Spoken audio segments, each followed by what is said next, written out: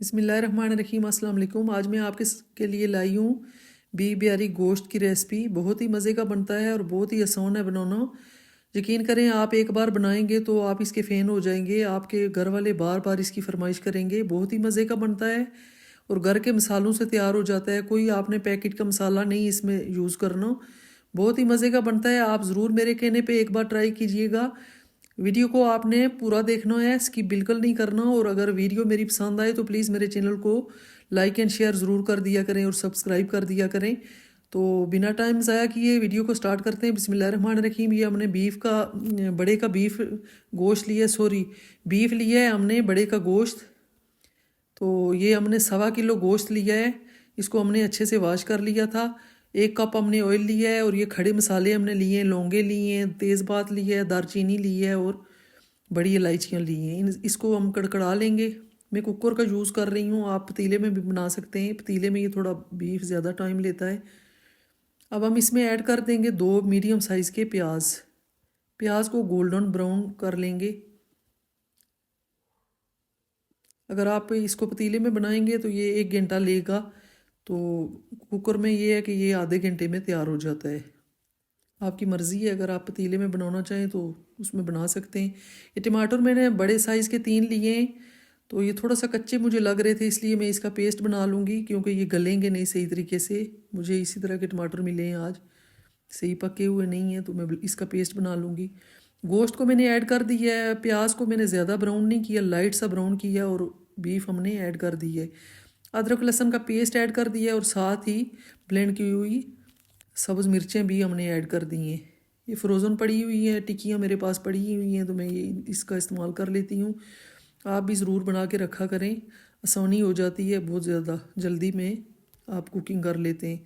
Spices add करेंगे, नमक add करेंगे हस्बे ज़रूरत, 1 table spoon red chilli powder, धनिया पाउडर लेंगे 1 टेबल स्पून, हल्दी 1 टीस्पून और कश्मीरी लाल मिर्च 1 टेबल स्पून।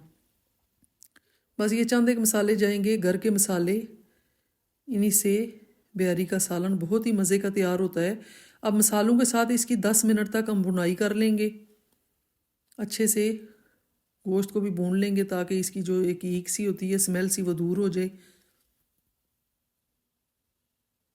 अगर आपको मेरी रेसिपी ज़रा भी सी भी अच्छी लगे तो प्लीज़ मेरे चैनल को सब्सक्राइब करें और वीडियो को लाइक एंड शेयर कर दिया करें। आप बहन भाइयों की सपोर्ट की ज़रूरत है मुझे। मेरा न्यू चैनल है, तो प्लीज़ मुझे ज़रूर सपोर्ट करें। 10 मिनट बुनाई के बाद हमने टमाटर का जो पेस्ट हमने बनाया था वो ऐड कर दिया है। मज़ीद इसकी 5 से 7 मिनट तक बुनाई कर लेंगे